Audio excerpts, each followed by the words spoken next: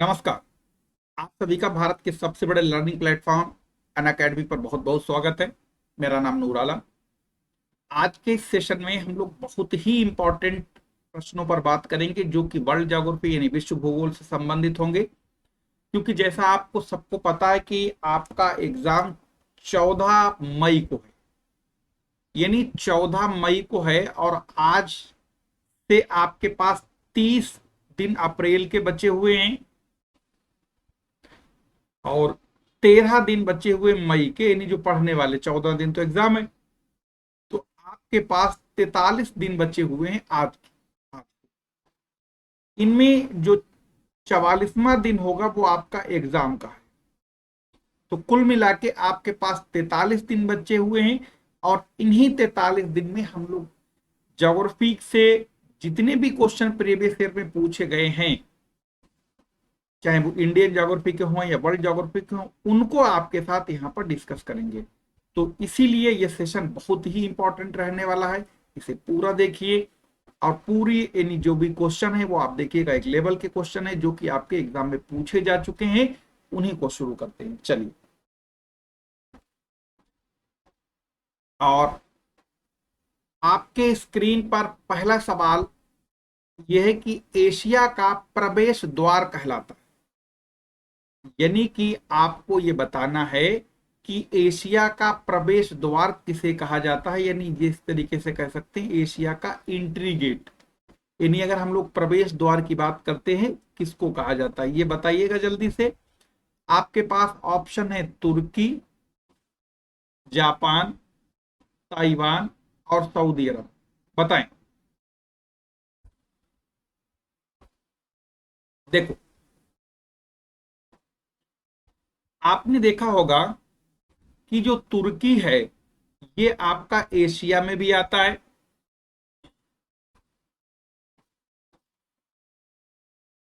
और यूरोप में भी आता है। तुर्की का एक शहर पड़ता है इस्तांबुल।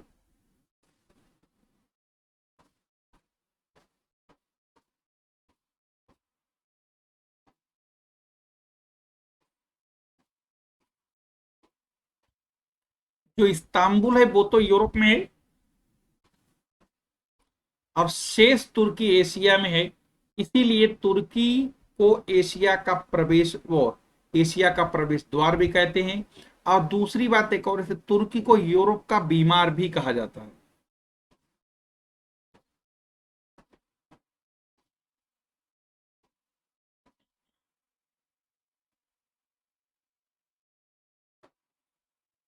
ठीक। सही आंसर क्या है? तुर्की। जापान को कहते हैं उगते हुए सूरज का देश।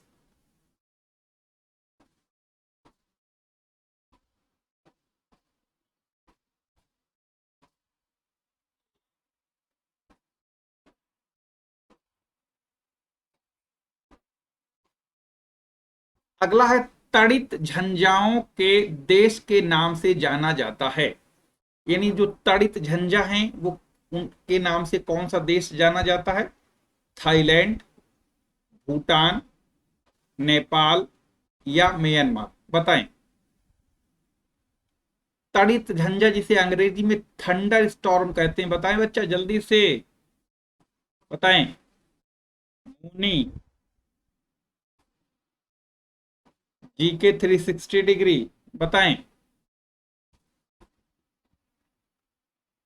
देखो, तड़ित झंझाओं के देश के नाम से जाना जाता है भूटान।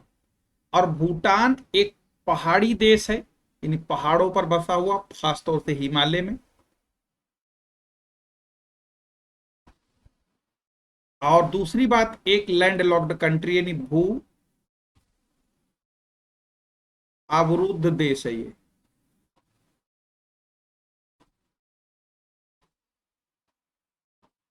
ठीक।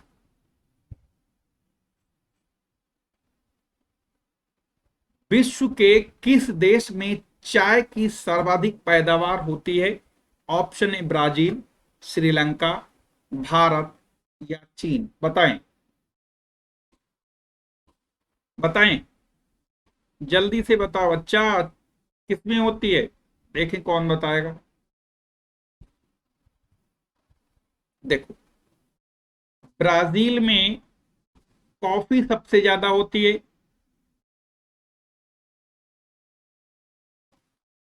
श्रीलंका में भी चाय होती है, भारत में भी चाय होती है, और चीन में भी चाय होती है। इनमें सब में अगर कहीं हाईएस्ट उत्पादन यानी प्रोडक्शन है तो वो चीन का ज्यादा है। यानी चीन का जो उत्पादन है वो सबसे ज्यादा है।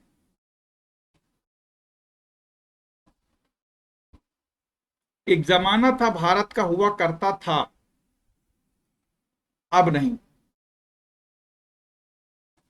और भारत में जो चाय है, दार्जिलिंग की चाय, इस चाय को जीआई टैग दिया गया है। जीआई टैग चाय को 2004 में दिया गया था। यानी सबसे उच्च कोटि की जो चाय है वो यहाँ की है, इसे जीआई टैग दिया गया है। ठीक है। निम्नलिखित में से किस फसल की मात्रा उत्तरी गोलार्ध तक ही सीमित है, यानी वो दक्षिणी गोलार्ध में नहीं होती? गन्ना, चुकंदर, कपास या चाय? बताएं।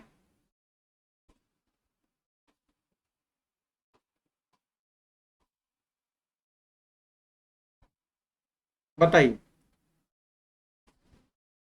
देखो, दक्षिणी गोला उत्तरी गोलार्ध तक ही सीमित है, ये चुकंदर सीमित है ये।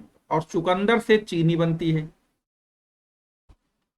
और इस चीनी को सबसे ज्यादा, इस चीनी को कौन बनाता? जर्मनी, जो कि एक यूरोपियन देश है।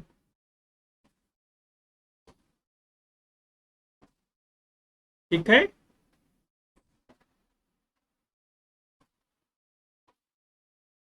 विश्ववत नहीं, विश्ववतीय वनों में वृक्ष लंबे होते हैं, क्यों होते हैं? उनमें अधिक से अधिक सूर्य की रोशनी पाने की होड़ में, जल की बहुलता, भूमि में सर्वाधिक उपजाऊ, इस क्षेत्र में कार्बन डाइऑक्साइड का घनत्व अधिक होना। यानी इन चारों ऑप्शन में कौन सा सही है? बताएं। बताइए। देखो, जो विषुवत रेखी वन होते हैं इन्हीं को हम भूमध्य रेखी वन भी कहते हैं।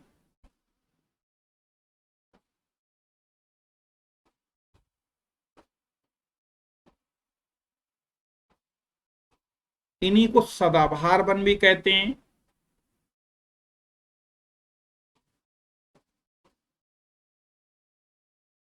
इन्हीं को वर्षा वन भी कहते हैं।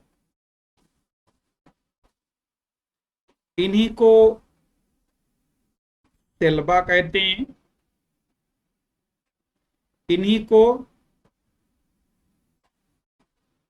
पृथ्वी का फेफड़ा भी कहते हैं।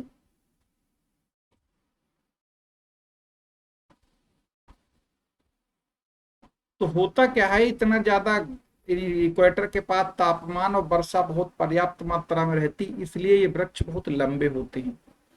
और लंबे होने के कारण इनमें सूरज की रोशनी को पाने के लिए इनमें होड़ लगी रहती है। यानी अगर जो वृक्ष थोड़ा सा भी नीचा रह गया तो वो सनलाइट नहीं प्राप्त कर पाएगा और पौधा सूख जाएगा। इसीलिए बहुत बहुत 50-50 मीटर लंबे होते हैं। सूरज की रोशनी को पाने के लिए इनमें होड़ सी लगी रहती है, यानी होड़ लगी रहती है, बहुत ऊंचे ऊंचे होते हैं। ठीक। अनअकैडमी आप लोगों के लिए एक बेहतरीन ऑफर लेके आया है। ये ऑफर आपका आज यानी रात 12 बजे तक है। इस ऑफर में आपको यानी 31 मई, 31 मार्च तक है ये, यानी आज रात 12 बजे तक। ऑफर में ये है कि जो 2 साल का आपका सब्सक्रिप्शन था वो 11,999 का था। इस पर 40% की छूट करके ये कर दिया गया है 7649 रुपए का। और जो 1 साल का सब्सक्रिप्शन 9499 का था ये कर दिया गया 6056 का। लेकिन ये जो छूट का सारा कॉन्सेप्ट है ये आपको तभी मिलेगी जब आप वहां जाके इस टाइप करेंगे इस कोड को, लाइव नूर, कैपिटल लेटर में विदाउट स्पेस के कैपिटल टाइप करके अप्लाई करेंगे, तुरंत आपकी फीस 11,999 की जगह आपकी 7,649 हो जाएगी। ठीक है। विश्वत यानी विश्वती वनु वर्षा वनों का सबसे बड़ा प्रदेश किस महाद्वीप में पाया जाता है? यानी आप ये कह सकते हैं जो एवरग्रीन फॉरेस्ट होते हैं वो सबसे ज्यादा दुनिया में कहां पाए जाएंगे, आपको ये बताना है। ठीक, बताइए।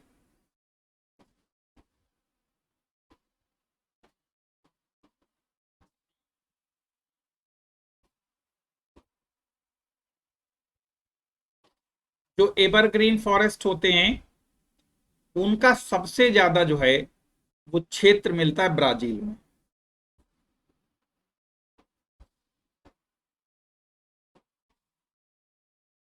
और ब्राजील में मिलने के कारण तो ये बनता है आपका दक्षिण अमेरिका महाद्वीप।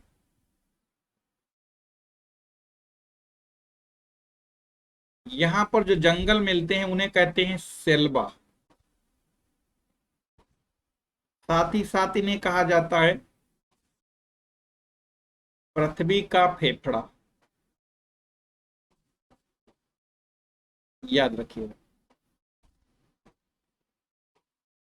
अगला है चाय की खेती के लिए सबसे उपयुक्त जलवायु कौन सी है? चाय की खेती के लिए सबसे ज्यादा उपयुक्त जलवायु कौन सी है? मानसूनी, समशीतोष्ण, या भूमध्य सागरी, या विषुवत रेखी? बताए, बताओ Moni, GS campus, GK 360 degree. बताओ। देखो, गुड इवनिंग बच्चा, गुड इवनिंग। देखो यहां पर देखोगे तो उपयुक्त जलवायु का ग्रह कौन सा है, तो अगर आप यहां पर देखेंगे तो ये बच्चा आपको मानसूनी जलवायु दिखाई देगी। और चाय जो है वो एक अंग्रेजों को एक तरीके से, अंग्रेजी जब शासन था भारत में तो एक झाड़ी के रूप में से पाया गया। और उसके बाद में आज ऐसा नशा चाय का छाया है, किसी को खाना ना खिलाओ कोई बात नहीं, लेकिन अगर चाय आपने नहीं पिलाई तो समझ लो फिर मुसीबत है। फिर वो 10 जगह कहेगा जाके कि देखो उन्होंने चाय तक नहीं पिला सके। तो इसलिए कहने का मतलब ये है कि आज का जो ट्रेंड है वो चाय का बहुत ज्यादा, इन चाय का जमाना है कह सकते हैं आप इसे। ठीक है। विश्व प्रसिद्ध उलांग किस्म की चाय किस देश में पैदा होती है? आपके पास ऑप्शन है, जल्दी से बताएं। कौन कौन से ऑप्शन हैं? बताएं। ताइवान, केन्या, वियतनाम, या भारत? बताएं।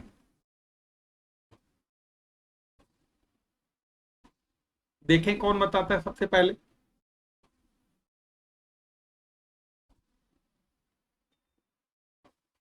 देखो यहां पर देखो, ताइवान का पुराना नाम था फार्मूसा।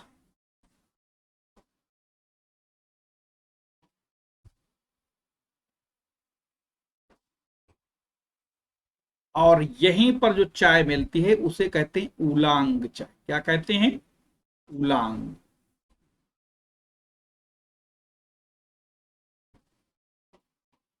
ठीक, जैसे आपने देखा होगा कहीं पूछता है हरी चाय कहाँ होती है और एक काली चाय होती है। पत्ती ने चाय बनाई होगी, देखा ही होगा आपने। अगला प्रश्न है, हवाएं द्वीप प्रमुख उत्पादक है किसके लिए? गन्ना, चुकंदर, चाय, या गेहूं? किसके लिए फेमस है? बताएं जल्दी से। देखते हैं कौन बताता है इसको, जल्दी से जल्दी बताएं।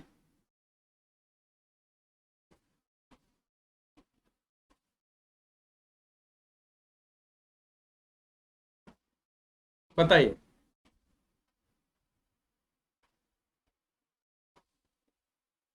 देखो हवाई द्वीप जो है वो किस लिए फेमस है?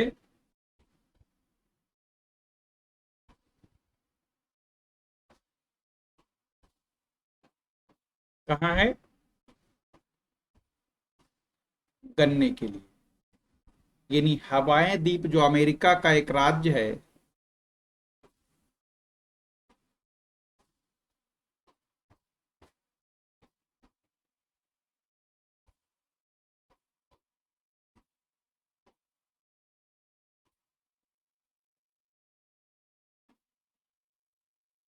एक प्रमुख राज्य है। और दूसरी बात याद रखना, इसे प्रशांत महासागर का चौराहा भी कहा जाता है।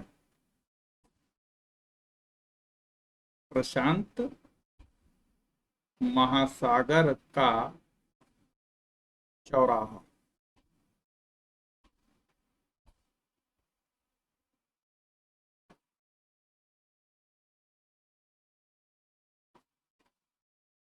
ठीक। इसकी राजधानी होनोलुलु है और यहां पर एक मोना लोआ ज्वालामुखी है। मोना लोआ ज्वालामुखी। निम्न में से मक्का का जन्म स्थान माना जाता है? भारत, ब्राजील, मध्य अमेरिका या कहां? बताएं। मक्का का जन्म स्थान किसे माना जाता है? हम्म? मक्का का जन्म स्थान किसे माना जाता है? बताएं।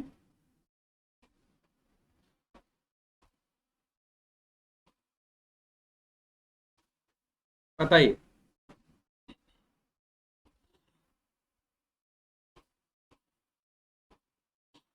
मक्के का जन्म स्थान किसे माना जाता है?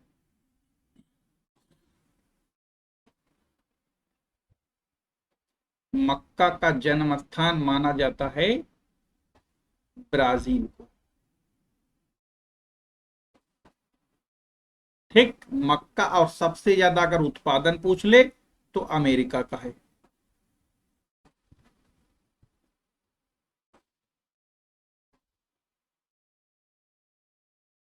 सबसे अधिक उत्पादन। ठीक। विश्व में तंबाकू का सबसे बड़ा उत्पादक देश कौन सा है? संयुक्त राज्य अमेरिका, भारत, रूस, चीन। बताएं। सबसे बड़ा तंबाकू का उत्पादक देश कौन सा है? बताएं।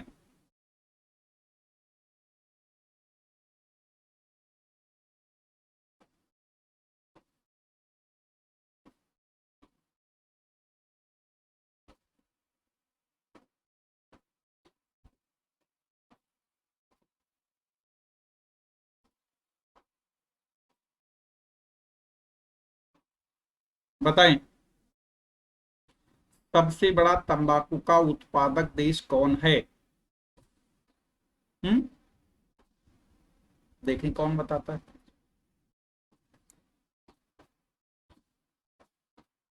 देखो, सबसे बड़ा तंबाकू का उत्पादक देश की अगर बात करोगे तो ये चीन है। यानी सबसे ज्यादा बहुत बड़े लेवल पर यहाँ तंबाकू का उत्पादन होता है। अब आपको एक इंपॉर्टेंट जानकारी ये बता दें कि यहाँ पर आप देख पा रहे होंगे जैसे कि अनअकैडमी पर अब अलग अलग बैच, कोर्स, टेस्ट सीरीज बहुत ही कम कीमतों पर आपके लिए उपलब्ध है। और वो जो टेस्ट सीरीज और बैच होंगे वो शीर्ष शिक्षकों द्वारा पूरा सिलेबस कवर कराया जाएगा। साथ ही प्रत्येक कक्षा के बाद आपको कंप्लीट नोट्स भी मिलेंगे। विश्व में लावा निर्मित मैदानों में से निम्नलिखित में से किस फसल की सबसे ज्यादा खेती की जाती है? बताएं। देखो, जब आपसे बोल दे लावा, लावा का मतलब मिट्टी होगी काली। और अगर मिट्टी काली है तो आपको याद रखना है, ये मिट्टी काली अगर है तो इसका मतलब होगा कपास। कपास होगा तो इसका मतलब होगा सूती वस्त्र होगा। ठीक। चाय के लिए चाहिए होती अम्लीय मिट्टी। जूट के लिए चाहिए होती है और इसके लिए दोनों के लिए चाहिए होती जलोढ़ मिट्टी। जलोढ़ में भी कौन सी खादर ज्यादा इंपॉर्टेंट होती है? खादर का मतलब नई जलोढ़ मिट्टी।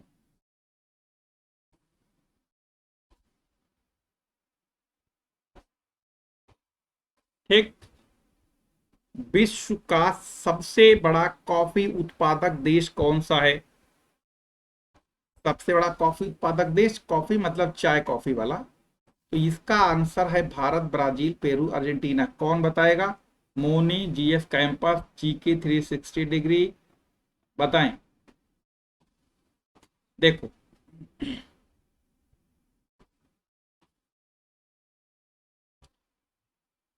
यहां पर देखो ब्राजील हो गया। हाँ, सबसे ज्यादा कॉफी ब्राजील में, सबसे ज्यादा कॉफी की एक मंडी है, उसका नाम है साओ पालो।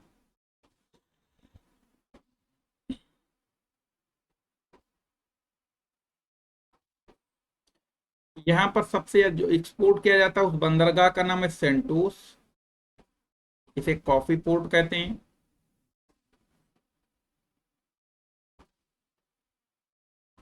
दूसरी बात यहाँ पर एक और याद रखिएगा कि साथ ही साथ यहाँ पर एक चीज और याद रखना है कि यहाँ जो कॉफी के बागान होते हैं उन्हें फैजेंडा कहते हैं।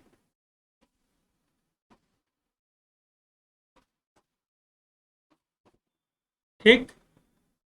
और साओ पालो से सेंटोस के बीच में जो रेलवे लाइन है उसे कॉफी रेल मार्ग कहते हैं।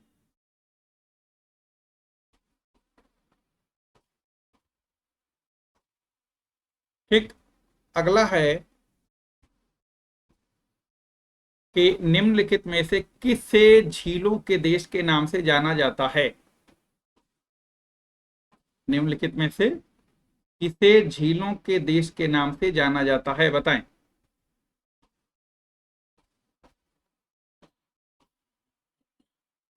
किसे झीलों के देश के नाम से जाना जाता है? तो यहां पर क्या है, ये फिनलैंड में हजारों झीलें हैं।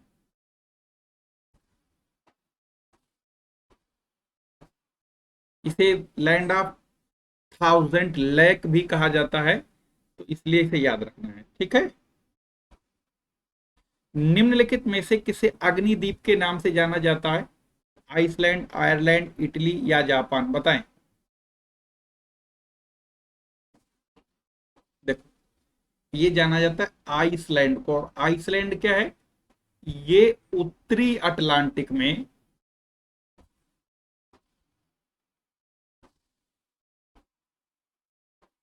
एक छोटा सा द्वीप है।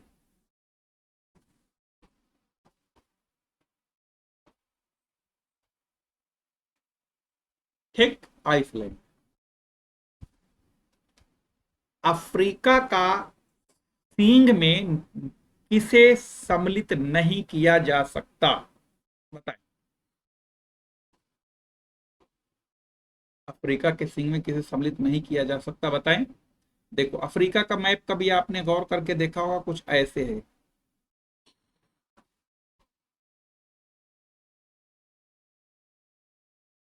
ये वाला। यहां पर इथोपिया है,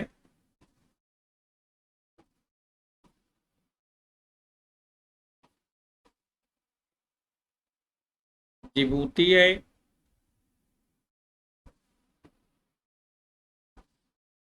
और आपका इथोपिया, जिबूती और सोमालिया।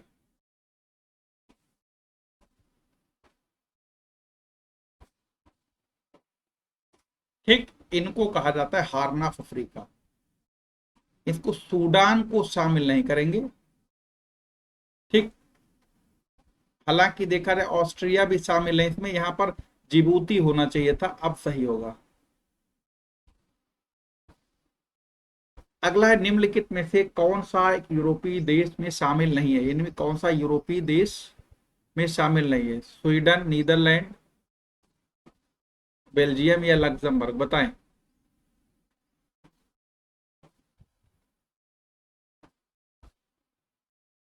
हैं?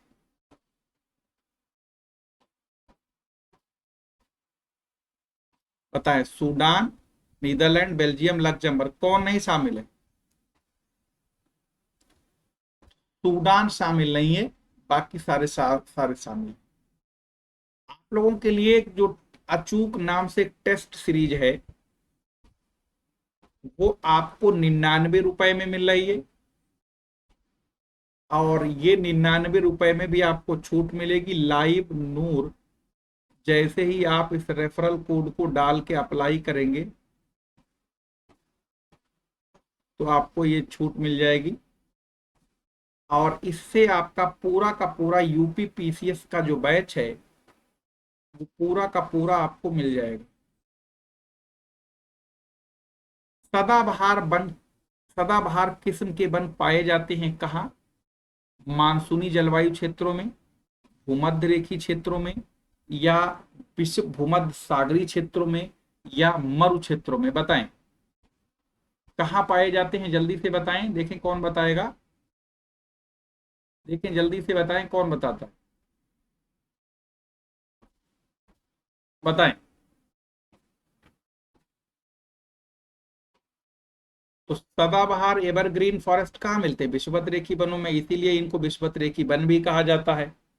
ठीक है, इन्हीं इसलिए विषुवत रेखी वन कह लें या इनको भूमध्य रेखी वन कह लें, सब एक ही चीज है। तो यहाँ पर याद रखना है आपको, इन वनों को किन किन नामों से जानते हैं, उनके नाम आपको पता होने चाहिए। और अक्सर आपने देखा होगा आपके एग्जाम में पूछा भी जाता है। ठीक है, तो किस नाम से जानते हैं? विषुवत रेखी वनों को भूमध्य रेखी वन कहते हैं, इन्हें सेल्वा कहते हैं, इन्हीं को सेल्वास कहते हैं। तमाम नाम इन्हें और भी नामों से जानते हैं इसी तरीके से। ठीक है, अगला है, टुंड्रा वनस्पतियों का सबसे ज्यादा विस्तार कहां पर मिलता है? बताएं। टुंड्रा वनस्पतियों का सबसे ज्यादा विस्तार कहां पर मिलता है?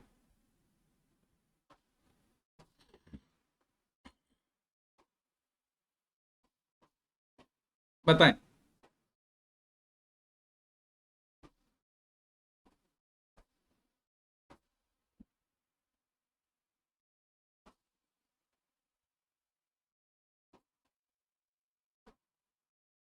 बताइए।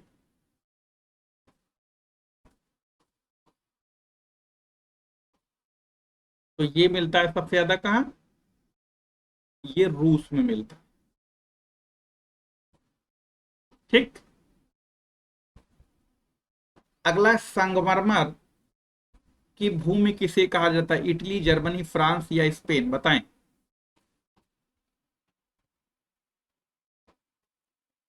संगमरमर की भूमि किसे कहा जाता है? बताएं। बताइए, Moni, GS campus, GK 360 degree, Swastik Yadav? बताएं। अनुराग? बताएं भैया। Good evening. देखो, संगमरमर की भूमि के नाम से प्रसिद्ध है इटली। ठीक, और जो जर्मनी है ये यूरोप का एक बहुत सबसे बड़ी अर्थव्यवस्था वाला देश है। यहाँ पर एक ब्लैक फॉरेस्ट पर्वत है जो कि बहुत पूछा जाता है। ब्लैक फॉरेस्ट पर्वत। ठीक, किसे केकों के देश के नाम से जाना जाता है? स्कॉटलैंड, पुर्तगाल, कनाडा या स्पेन? बताएं।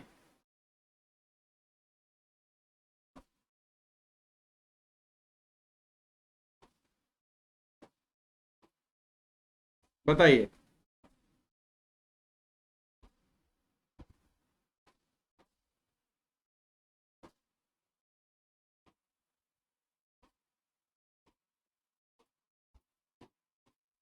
बताएं बताएं।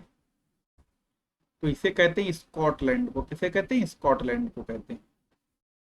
अगला है, पवित्र भूमि के नाम से किसे जाना जाता है? फिलीपींस, इराक, सीरिया या लाओस? बताएं।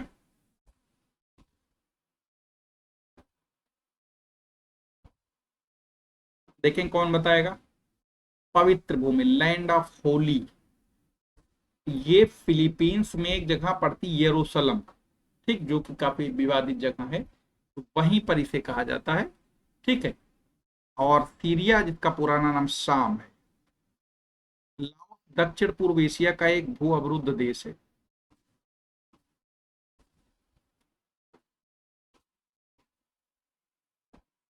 ठीक। 10 हाथियों की यानी 10,000 होना चाहिए था कि भूमि के नाम से किसे जाना जाता है? Myanmar, Thailand, Cambodia, Laos. बताएं, बताओ बच्चा जल्दी से। तो इसे कहा जाता है थाईलैंड।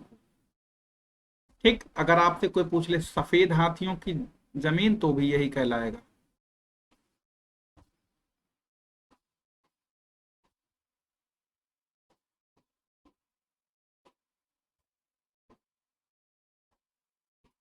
ठीक।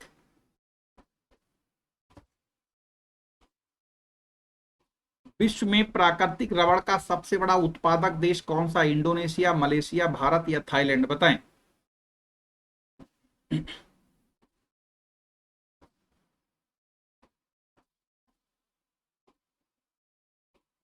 इसे कहा जाता है प्राकृतिक रबड़। ठीक है, रबर जिसके ऑटोमोबाइल उद्योग इसके बिना बिल्कुल लुल हो जाएगा। ठीक। इस सबसे बड़ा जो है इसका है आपका प्राकृतिक रबड़ का थाईलैंड, बहुत बड़े लेवल पर यहाँ पर। ठीक। रबर के बागान होते हैं, एक बागानी किस्म के। ये विषुवत रेखी पौधा है, यानी सदाबहार किस्म का है, वसीले क्लाइमेट में मिलता है। ठीक है। निम्नलिखित में से किसे दक्षिण का ब्रिटेन कहा जाता है? बढ़िया क्वेश्चन है, बहुत बार पूछा गया। ऑस्ट्रेलिया, सोलोमन, फिजी या न्यूजीलैंड? बताएं। दक्षिण का ब्रिटेन। बताओ बच्चा, दक्षिण का ब्रिटेन।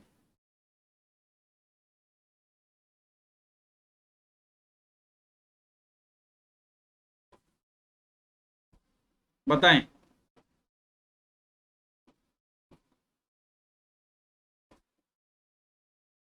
दक्षिण का ब्रिटेन किसे कहा जाता है? न्यूजीलैंड को कहते हैं। अब पूरब का ब्रिटेन किसे कह देते हैं? जापान को। और जापान को कहते हैं उगते हुए सूरज का देश भी कहते हैं। यूपीपीसीएस के लिए आपके सीसैट का जो पेपर 2 है, उसके लिए आपको 1499 रुपए का ये कोर्स है। इस कोर्स में आपको डिस्काउंट भी मिलेगा, और ये 14 मई को आपके आने वाले यूपीपीसीएस के एग्जाम के लिए बहुत ज्यादा इंपॉर्टेंट होने वाला है। तो बिना किसी देरी के तुरंत इसे ज्वाइन कीजिए, नहीं तो देर हो जाएगी। और ये ऑफर आज तक ही है, सिर्फ 31 मार्च तक का है। तो याद रखना, आज रात 12 बजे तक ही ये वैलिड है। डूबते हुए सूरज के देश के नाम से किसे जाना जाता? ब्रिटेन, नॉर्वे, स्वीडन या जापान? बताएं। बताइए। तो अगर हम लोग यहां पर देखें, डूबते हुए सूरज के देश के नाम से कहते हैं नॉर्वे को, इसीलिए इसे अर्धरात्रि का देश भी कहा जाता है। सिनकोना वृक्ष की किस वन में पाए जाते हैं? सिनकोना जो वृक्ष है उसको कहाँ पाए जाते हैं? और याद रखना है कहाँ पाए जाते हैं, किस लिए फेमस हैं। देखो, इनकी छाल से बनती कुनैन। क्या बनता है? कुनैन। इनकी छाल से। ठीक। सिनकोना वृक्ष की छाल से कुनैन बनता है। ये विषुवत रेखीय भूमध्य सागरी वृक्ष का पौधा है, यानी इसे सदाबहार कैटेगरी में आता है। सदाबहार जो 365 दिन हरे भरे दिखे, इन्हीं को सदाबहार वनों को सेल्वा भी कहते हैं। ब्राजील में इन्हें पृथ्वी का फेफड़ा भी कहते हैं। ठीक। सबसे ज्यादा जैव विविधता कहाँ पाई जाती है, जरा ये बताएं। बताएं। सबसे अधिक जैव विविधता कहाँ पाई जाती है? बायोडायवर्सिटी पाई जाती है उष्ण कटिबंधीय वर्षा वनों में, इन्हें एवरग्रीन फॉरेस्ट कहते हैं।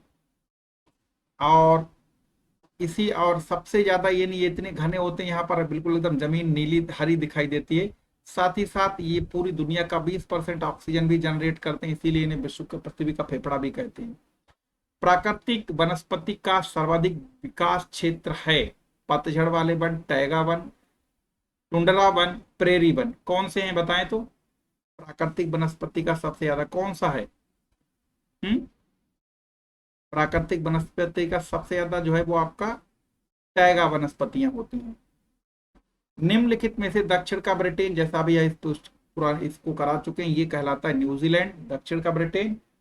साथ ही साथ मिशन खाकी के बारे में अगर आपको बात करनी है तो यह आपको ध्यान रखना, 1299 रुपए का एक बैच है पूरा कोर्स। इसमें जैसा आपको पता है यूपी कांस्टेबल की वैकेंसी आने वाली है 35,000, इनके लिए बहुत इंपॉर्टेंट होने वाला है, तो इस तुरंत आज ही ज्वाइन करिए, क्योंकि अभी डिस्काउंट चल रहा है। डिस्काउंट आपको आज रात 12 बजे तक ही मिलेगा, और ये आप कोड के जरिए ही डिस्काउंट मिलेगा। लाइव नूर कैपिटल लेटर में विदाउट स्पेस टाइप करेंगे। अगर आप सिर्फ पॉलिटी जैम ज्वाइन करना चाहते हैं तो एक बैच है या विपुल त्रिपाठी सर का, इसमें आप ज्वाइन कर सकते हैं। ये 16 मार्च से स्टार्ट है और इसमें भी आपको डिस्काउंट उतना ही मिलेगा। इसे लाइव नूर रेफरल कोड से जाइए और इसे वहां पर आपको ज्वाइन करिए बिना किसी देरी के, आज ही इसे ज्वाइन कीजिए, ताकि ये सब 31 मार्च तक ही ऑफर है। यूट्यूब पर हमारी क्लास जो रोजाना होती है वो 7 से 8 होती है, आपको पता होगा ये रोजाना क्लास है। स्पेशल क्लास 6 से 7 होती है, ये भी रोजाना की है।